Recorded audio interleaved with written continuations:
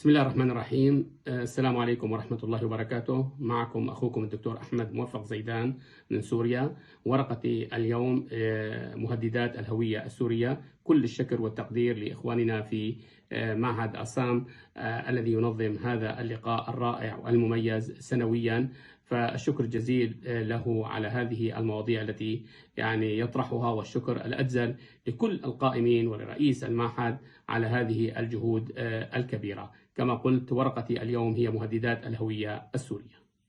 مهددات الهوية السورية. تعيش الهوية السورية حالة من التشتت والضياع والتآكل وعدم الوضوح أحيانا، لكن هذه الأزمة لم تبدأ حديثا، فقد بدأت مبكرا منذ ولادة القطر العربي السوري بشكله الحالي نتيجة رحيل الحكم العثماني وفرض اتفاقية سايكس-بيكو 1916 على المنطقة كلها، ومن ضمنها سوريا التي لم يكن لأهل البلاد رأي فيها، وهم الذين يرون أنفسهم أكبر من سوريا الحالية، ما دام السوري يشعر أنه ابن الشام الجغرافية التي تشمل أقطارا لبنان وسوريا والأردن وفلسطين. لعل مرحلة ما بعد الثورة السورية تجدد شعور الغبن بالهوية السورية الحالية وبجغرافيتها الفرنسية، حين تبنت معظم فصائل الثورة السورية صفة الشام على فصائلها: أحرار الشام الإسلامية، الجبهة الشامية، صقور الشام، هيئة تحرير الشام، فيلق الشام، مما يستبطن عدم الاكتفاء بالهوية السورية المطروحة بحدودها الجغرافية الحالية على الأقل. من ناحية منهج الدراسة التي سلكته، كان منهج التاريخ، وكذلك المنهج الوصفي التحليلي، وذلك من أجل الاستجابة لضرورات الرسالة أو الدراسة والتي نأمل من خلالها أن نكون قد وضعنا أصبعنا على الألم والأمل، وذلك من أجل معالجة كل ما يعظم جوامع الهوية ويقزم كل ما يفرق مهددات الهوية. لكن ومع هذا لابد من الإشارة إلى صعوبات واجهت الدراسة تتمثل في تعذر الوصول إلى جغرافية أوسع انتشر عليها الوجود السوري، بالإضافة إلى صعوبات الوقوف على مهددات هذه الهوية في الكيانات المختلفة التي تدير سوريا اليوم نتيجة الحرب وقساوة الظروف، إن كان كيان الأسد أو كيان قسد وغيرهما. طبعا الدراسة طويلة، لذلك أحاول أن أختزل وأختصر فيها لأن الدراسة طويلة. كتمهيد، عانت سوريا منذ بداية تاريخها عوامل تفكيك الدولة، إن كان بفرض فرنسا لهوية البلد عبر اتفاقية سايكس-بيكو، أو برعايتها للأقليات التي تغلغلت مبكرا في صفوف الجيش الذي كان الرافعة الأولى والأخيرة للوصول إلى السلطة بعد 3 أعوام فقط من الجلاء الفرنسي. تتابعت بعد ذلك الانقلابات العسكرية بعدها كأحجار الدومينيو، وهو ما جعل تشكيل الهوية الجامعة متعذرا، مما زاد الطين بلة القذف بإثنيات وطوائف عدة بعد تأسيس الكيان السوري الحالي من الدول المجاورة باتجاه سوريا الحالية، مما زاد من مهددات الهوية الوطنية السورية. رأينا تدفق الأقلية الأرمنية، الأقلية الكردية من الأراضي التركية، ورأينا حتى تدفق الأقلية أو الطائفة الأشورية بعد فشل انقلابها على الملك فيصل الأول عام 21، ومن قبل رأينا تدفق الدروز إثر صراعهم مع المسيحيين في لبنان 1860 على محافظة السويداء. مع تعرض البلاد لسلسلة انقلابات عسكرية متلاحقة دموية عنيفة، برزت للهوية كضحية من ضحايا هذه الانقلابات العسكرية، إذ لم تسمح الانقلابات العسكرية في ترسيخ الهوية على أيدي المؤسسات الديمقراطية والمدنية السورية، بعد أن أشغل العسكر المجتمع ومقدراته في تعزيز حكم الاستبدادي الفردي على حساب الهوية الوطنية. جاء انقلاب البعث في 63 كانقلاب طائفي في جوهره كشف عنه منذ أيامه الأولى قادة البعث أنفسهم، فكتب الأمين العام للقيادة القومية لحزب البعث منيف الرزاز في كتابه القيم التجربة المرة، بالإضافة إلى قادة البعث الآخرين، ومن بينهم سفيره إلى فرنسا ثم وزير في حكومات البعث المتعاقبة سامي الجندي في كتابه البعث، وغيره من عشرات الدراسات التي كتبت لاحقا، إن كان حن بطاطو في كتابه فلاحو سوريا، أو في كتابات أخرى كنيكولاس فان دام. كانت الصورة الظاهرية لسوريا ما بعد سطو البعث على السلطة في 8 من آذار عام 63 أن البلد انتقل من حالة الصراع عليه إلى حالة الاستقرار. لم يعد أحد يتصارع على سوريا، لأن الأسد نقل اللعبة إلى خارجه، ولكن في حقيقة الأمر وواقعه جعلها مسرحا لابتزازات الدول الجوار.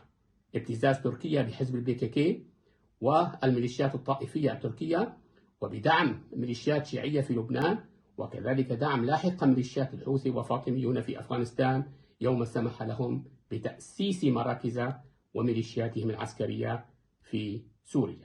مع اندلاع الثورة السورية ظهرت مهددات قد تطيح بوجه سوريا العربي، وتطيح معه بهوية سوريا المجتمعية، بعد أن تحولت بلدا سائبا ل10 جيوش وعشرات الميليشيات الطائفية، بالإضافة إلى مئات المنظمات غير الحكومية المدعومة غربيا، فضلا عن غزو الإعلام الرقمي لعائلات وأولاد وبنات يتسكعون في مخيمات عاطلين عن العمل. وليس هناك أخطر من الفراغ على الهوية، لا سيما إن كان البلد في حالة صراع وحروب تتقاذفه المنظمات والدول. لكن وعلى الرغم من أن مهددات الهوية السورية ظهرت بقوة مع الثورة السورية وتدخل الاحتلالين الروسي والإيراني، وشعور الثوري بأنه يبحث عن هوية جديدة تليق به، بعيدا عن سطوة الحكم العسكري والحكم الطائفي في سوريا. في هذه الدراسة قمنا بحصر المهددات التي تتعرض لها الهوية السورية بمهددات خارجية ومهددات أخرى داخلية، وإن كانت الداخلية في كثير من الأحيان كانت استتباعا وامتدادا للمهددات الخارجية. في النهاية فإن الهوية السورية كانت هوية وطنية تتأثر بمختلف العوامل الاجتماعية والسياسية والثقافية. قبل الولوج إلى المهددات التي تتعرض لها الهوية السورية، لابد من الإشارة إلى أن الهوية هي عبارة عن سمة دولة، كما هي هوية الشخص التي تدل على هويته وشخصيته وسماته وخصائصه. الدول تتكون في هويتها في العادة من مكونات مركبة ومعقدة يتداخل فيها الجوانب النفسية، الثقافية، التعليمية، الدين، التاريخ، الرمزيات الخاصة بكل دولة، عادات والتقاليد وغير ذلك. كل هذا يشكل ويعكس شخصية الدولة.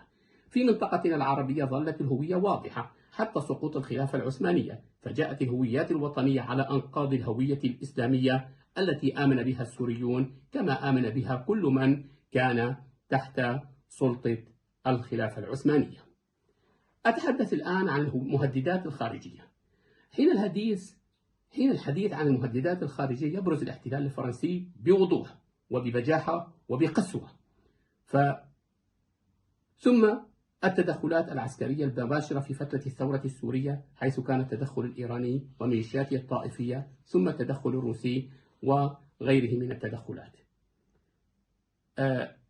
هذا التمهيد الطويل من الأجندة الشيعية الإيرانية الأجنبية استغرق فترة طويلة ليس المكان لبحثها هنا، وقد شملت هذا التدخل الإيراني بإرسال طلاب وبإرسال مدرسين وبإرسال بعض الأشخاص لزيارة مرقد السيدة زينب، وبالتالي قيام أشياء كثيرة إن كانت مؤسسات اجتماعية أو مؤسسات تعليمية أو غير ذلك في سوريا في ظل حكم حافظ الأسد. ربما أكثر من وضح هذه المسألة كتاب البعث الشيعي في سوريا، والذي يعتبر قيما في موضوعه، خصوصا غطى مرحلة واسعة من حكم آل الأسد والنفوذ الإيراني في سوريا. هذه التدخلات العسكرية الروسية والإيرانية وميليشياتها الطائفية انعكست بشكل مباشر على الهوية السورية، إن كان بالاحتشاد وراء شرائح مجتمعية وطائفية محددة لمواجهة الثورة، أو عبر فرض واقع جغرافي احتلالي، وفوق هذا تحويل المقدرات الاقتصادية للبلد لصالح الاحتلال ولصالح الميليشيات الطائفية ولصالح التغيير الديمغرافي الذي يتهدد سوريا اليوم. أتكلم الآن عن العبث الإيراني في الحامل الثقافي والتعليمي. من أكبر العبث الإيراني كان العبث في الحامل الثقافي والتعليمي، وكما ذكرت أن الدراسة طويلة، وبالتالي سأحاول أن أختصر قدر ما أستطيع حتى أغطي فقط 20 دقيقة كما هو المسموح. ليس هناك من جدال في أهمية الحامل الثقافي والتعليمي في تكوين الهوية، ولذلك سعت إيران جادة في احتلال سوريا لتطويع هذا الحامل الصالحة، إن كان بذور ذلك قد بدأت قبل هذا، لكن استغلت سطوتها العسكرية وسطوتها الميليشياوية من أجل تعزيز حضورها، إن كان في الحسينيات أو في المدارس أو بتسيير المسيرات العزائية الكربلائية في وسط دمشق وفي المسجد الأموي، وحتى وصل الأمر كما هو معروف إلى رفع الأذان الشيعي في دير الزور وغيره من المناطق. طبعا عززت هذا إيران من خلال قوانين صادرة عن النظام السوري بحق المعارضين وبحق المهجرين من أجل إحداث تغيير ديموغرافي أيضا وسطوا على أملاك المهجرين والمغيبين. لم يقتصر التغيير الديموغرافي وسطوا على الأملاك على دمشق فقط، وإنما تعداه إلى تغيير هوية مناطق الجزيرة القريبة من العراق نظرا للتقارب الجغرافي مع التواصل الجغرافي مع العراق، والطموح الإيراني كما هو معروف من أجل إحداث كوريدور أو إحداث ممر من العراق مرورا بسوريا إلى البحر الأبيض المتوسط. طبعا رصد هذه القصة أكثر من مصادر، منها المرصد السوري لحقوق الإنسان وصحف وكثيرة لاحظت هذا الموضوع. طبعا يعني هناك اللغتان الفارسية والروسية ربما تشكل أيضا أحد الحوامل التي تسعى إيران عليه، خصوصا وأن إيران تشعر بأنها هي منعزلة وبعيدة عن العالم العربي من حيث البعد اللغوي. لا أحد يعرف اللغة الفارسية، وبالتالي هذا النفوذ في العالم العربي يشعرها بالقلق، ولذلك تحاول أن تروج للغة الفارسية في سوريا. ذهبت صحيفة القدس الإيرانية إلى أبعد من ذلك عندما قالت بأن الشعب السوري، بما أن الشعب السوري يتحدث العربية فإن الدول العربية تقوم بإرسال الكتب والمنتجات الثقافية العربية، وهذا سيؤدي مستقبلا إيجاد تعارض في الهوية لدى السوريين وسيتسبب بالضرر للإيرانيين، وإذا لم يكن لدى الناس تقارب فكري وثقافي مع الدولة الحليفة فإن عملية التعاون ستتخذ منحى تنازلي. ونظرا لخلو الميدان في سوريا فإن إيران تستطيع تطوير علاقاتها الثقافية بجانب الدبلوماسية والاقتصادية برأي الصحيفة. السوريون ليسوا عربا بل يتحدثون العربية. تخيلوا هذا الذي يكتب في الصحف الإيرانية. جاءت موافقة رئيس النظام السوري على فتح فروع لجامعة آزاد لكافة مناطق السورية ليعكس توجها إيرانيا على مستوى عال من التغلغل الثقافي التعليمي في سوريا. ويعكس هذا أيضا عن موافقة الرئيس السوري أدركت إيران بأن قضية الاختراق الثقافي واختراق التشييعي للمجتمع السوري ليس بالأمر السهل، وهذا ما تجلى في ضعف نتيجة مدارسها وروضاتها وحسينياتها في الشارع السوري، بالإضافة إلى المقاومة التي أبداها الدروز في السويداء حين حاول النظام السوري أو حاولت إيران اختراق هذه المنطقة. طبعا بالإضافة إلى الضغوط العربية التي مورست على النظام السوري، وقام النظام السوري بتقييد حركة الإيرانيين في الدخول إلى المسجد الأموي، وكذلك بزيارة المسجد الأموي أو بممارسة الطقوس الشيعية في دمشق وغير دمشق، وهو الأمر الذي بغض النظر إن كان النظام السوري جاد أو غير جاد، ولكن هذا الأمر أكيد فرمل أو أعاق التحركات الإيرانية. هنا الحديث عن تأثير روسيا وإيران على الحاضنة المجتمعية للنظام السوري. يجادل البعض بالجديدة التاريخية بأن حلب تعرضت في السابق للحكم الحمداني الذين أقرب كانوا للشيعة، ولكن لم يكتب لحلب أن تضررت أو أصبحت شيعية.